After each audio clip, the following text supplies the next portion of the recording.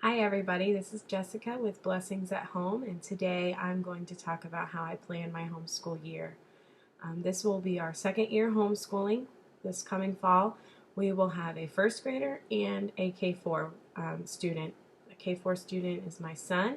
He'll be doing a Becca's K-4 curriculum, and my daughter, who is the first grader, she will be doing more of an eclectic route this fall. Mostly a Becca, and then I'm going to add in a few other ones. 5 in a row, I know, is one thing we're going to use. But anyways, let's get to the chase. First, I'll show you. This is our planner that I've decided to go with today. Or, I'm sorry, this year. Last year I had the Well-Planned Day, and I really liked it. But I decided I wanted a planner that was less, if you want to say, structured. This planner is called the Ultimate Homeschool Planner by Deborah Bell. It's produced by Apologia Press, I want to say. I think it's on here. Apologia. And it's great. It has all kinds of things in here. I'll go through real quick and show you a few things that it does have that I like. First off, before I start planning, I have decided I needed to go through and mark a calendar on what kind of dates I want to have. This year we decided to do what's called Sabbath schooling, and basically what that is you do 6 weeks of school and then you take 1 week off. 6 weeks, 1 week off, and it works out that you end up having about 16 weeks over the course of the whole entire year that you can break up and do however you want. For our 2015-2016 school year, we will take off about 8 weeks through the school year, and then 8 weeks at the summertime. So, as you can see, this is the calendar in the front of the book. It has 2013, 2014, 2015, 16, and 17, or 16 and 17. So obviously we're in this one. So basically, I know it's probably backwards, but basically what I did was go through each month, and as you can see here, the month of July I crossed out because we won't do school in July, and we're going to start August 3rd. And so then I counted 5 or 6 weeks, and we made it into September. Now 6 weeks would have fallen on the 14th of September, but I wanted to kind of follow when my husband will be off, so we took off at 5 weeks. Instead of taking, we stopped after 5 weeks. Instead of taking off on the 7th week, we took off the 6th week. And then I just went through and did that every, 6 weeks or so. The 7th week I took off. Now, the red, if you can see the red on here, these are marked co-op days that we'll end up having. And then I just slashed out the number any time that we would be fully off school, just to make it so I could see it more definitely. So that's how I planned my calendar, and I just used the calendar that came in the planner. The next sheet is just a list of your personal information, the students you're going to be schooling. So obviously I'm not going to show that. When you get into the planner, they have a how-to. Use the planner, a few pages, which is really good. They explain how to plan monthly, weekly, yearly, and how you should use this planner. So I did find that very helpful, and just starting with use of this. This year I've decided I'm going to plan a year out.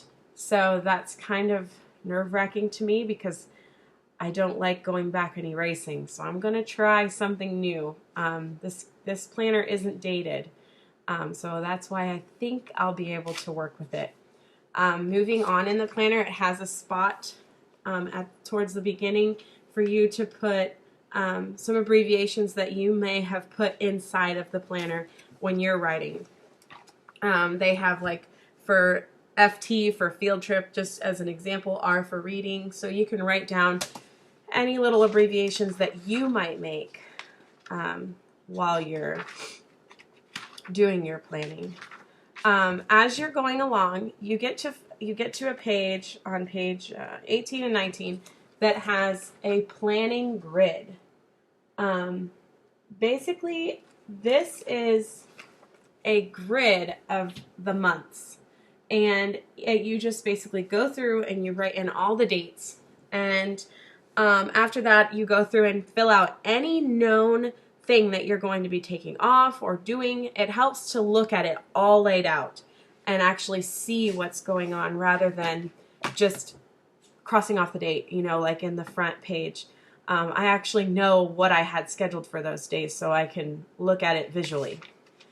The next page is your student goals. So in here, you list your child, and now it has room for up to 6 students. I only have 3. And I even listed my youngest one, who will be 2, different things that I have goals for her. They have character goals and academic goals. So before I started planning my actual weekly lessons, this is also something I went through and did. Me and my husband sat down and wrote down things that we want to see our children accomplish in the school year. Or I guess I should say, I sat down and did it and then went over it with my husband to show him and ask for his input.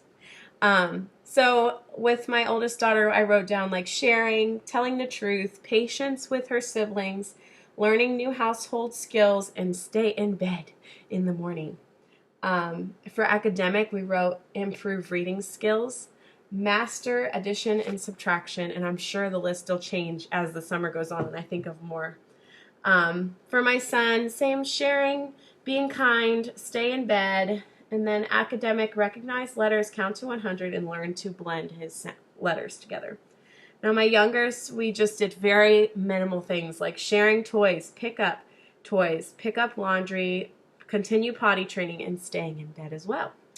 Academic, singing the ABCs. She'll only be 2, so just minor little things, learning her shapes and colors, learning how to point to different things, and, doing little flashcard drills with her. I'm going to actually implement my oldest into working with her in between her classes. While I'm working with my son, she's going to have a set time of day where she can go and have a teacher kind of time with my youngest. And she can pretend to be the teacher and teach her little things. So that's nice. After that, we go into, it's called family priorities. And you can go down and list the priorities you have set for yourself for the school year. We have daily Bible time, playing with each other more, exercising, eat healthier, reading stories together, work together as a family, memorize scripture. So those were just some of ours. After that, you have a resource list, and there's enough for 6 students, just like the rest of it. So you do that, and then it breaks it down into the monthly planner. So it's all blank. Some people don't like that. I do. That gives me space to start whenever I want. If I start in August, I can start the month in August, the calendars in August. If I start in June, I can start the calendars in June.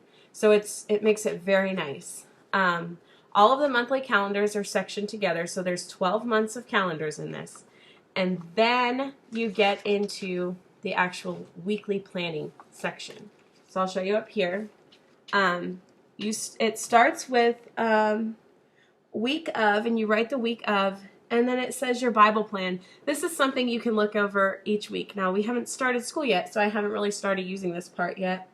But it also says a battle plan, fighter verse. I'm really excited about this because maybe it'll give me an incentive to learn those verses and stick to them. When I'm having a struggle during the week, I can look back and remember, oh yeah, this is a good verse for me to ponder when I'm struggling.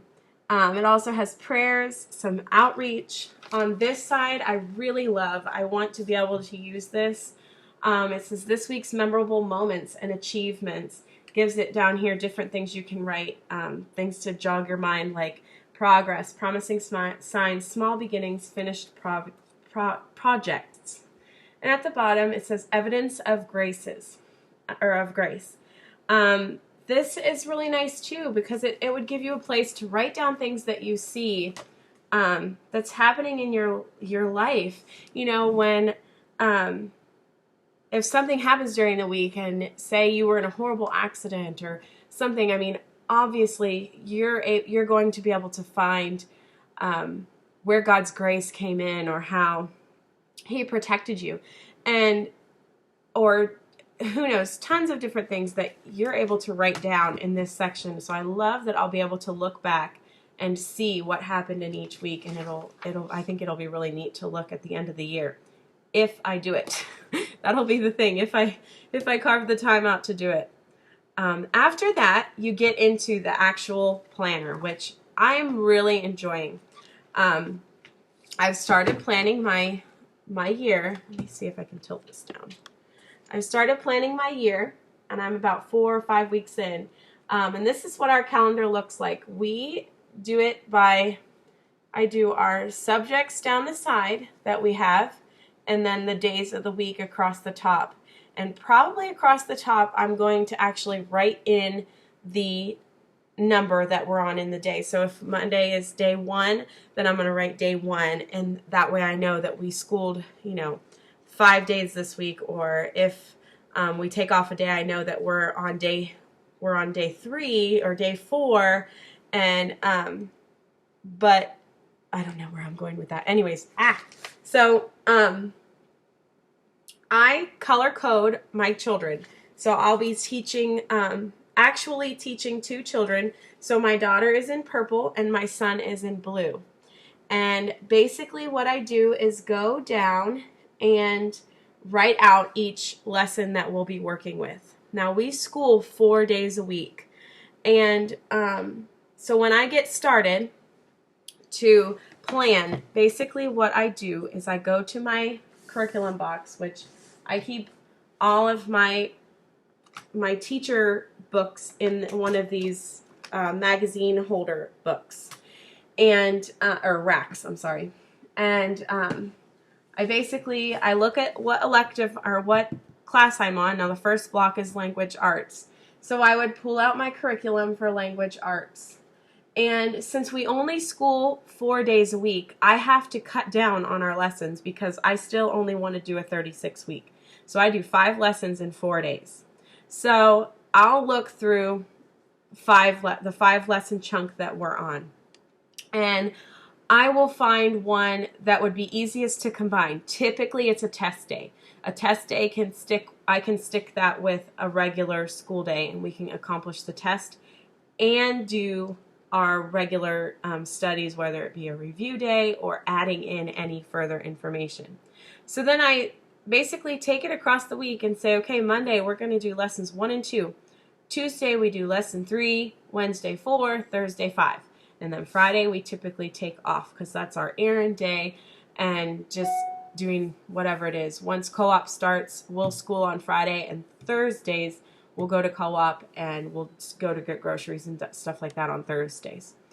So I do that. I go through the whole 5 days for that, or 5 lessons for that week, and try and combine them in a way that's going to make sense and not be so much work on one day. So that way it's spread out evenly across the whole week. And I do that for every single class. Before I started doing the lesson planning in the book, I sat down and wrote out a list of the days of the week. And I took every subject and I plugged them in where it's going to make sense in our week. So if I know on Thursdays we're going to have co-op eventually, so I want to make sure Thursdays is a lighter day. So I make sure I only schedule things that on Thursday that are going to work for that day. And same, I know Monday's a good day. We are ready to get rolling again. I am motivated. The kids are motivated. So that's a good day to schedule a lot in. So that way, as the week goes on, for us, it gets a little less heavier and heavier each time. So by Thursday, our workload is very minuscule. And that way, if there's any catch-up work that we need to do, I can tack it on to Thursday, and if we don't do that, we can tack it on Friday if we absolutely have to. So after I've went through and scheduled out all the days, that's when I know how to put everything into my planner. I know that on Monday we're going to do science, and I know that on Tuesday we'll do art, Wednesday we'll do social studies, and Thursday I'll do health, because I already wrote it down to know where it's going to fit in. And actually I do those all in one block on the bottom. I name them on as electives, only because there's only 6 boxes down the side, and we teach way more than 6 subjects. So that helps me to be able to fit in all of those. We only do them once a day anyways. Like we only have science once a week, art once a week. So it helps, because then I have tons of blank spaces throughout the whole calendar, because I only did that subject one time. So that's something I did learn while starting to plan, that I can do it like that, and it takes up the whole space, and I'm not wasting all kinds of space. So basically I just do that. I go through each book, and I make sure I use the teacher manuals for every one of my subjects, because for me, it's very important that I know how to teach this stuff. A lot of people don't use them. I need them. They are very beneficial to me. I make sure and read through all of the directions in the front, so I know what to expect to in teaching the curriculum. So I go through each book, and I plan out the lessons for the week.